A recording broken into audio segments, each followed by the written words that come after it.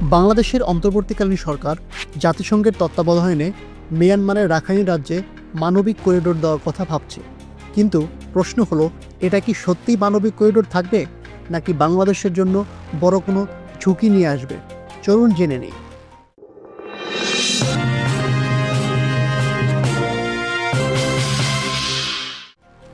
মানবিক করিডোর হলো এক ধরনের নিরাপদ পথ, যেখানে যুদ্ধবিধ্বস্ত এলাকায় খাবার, ঔষধ বা সহায়তা পাঠানো হয়।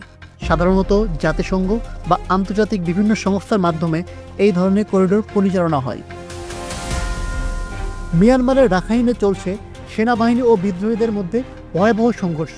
সেখানে অনেক বেসামরিক মানুষ আটকে রয়েছে। বাংলাদেশ হয়তো মানবিক কারণে করিডোর দেওয়ার কথা ভাবছে, যেন সেখানে সাহায্য পৌঁছায়। তবে এর ফলে বাংলাদেশ নানা ধরনের ঝুঁকিতে পড়তে পারে। যেমন, এই করিডোর ব্যবহার করে সন্ত্রাসী গোষ্ঠী বাংলাদেশে ঢুকে পড়তে পারে, আবার রোহিঙ্গা অনুপ্রবেশের আশঙ্কাও বাড়তে পারে। এছাড়াও কূটনৈতিকভাবে মিয়ানমারের সঙ্গে বাংলাদেশের দূরত্ব বাড়তে পারে। সবচেয়ে বড় কথা, এতদিন বাংলাদেশ রোহিঙ্গা প্রত্যাবর্তনের জন্য আন্তর্জাতিক চাপ দিচ্ছিল। এখন বিদ্রোহীদের সাহায্য করলে সেটি অনেকাংশে কমে যাবে। বাংলাদেশের সামনে এখন কঠিন চ্যালেঞ্জ।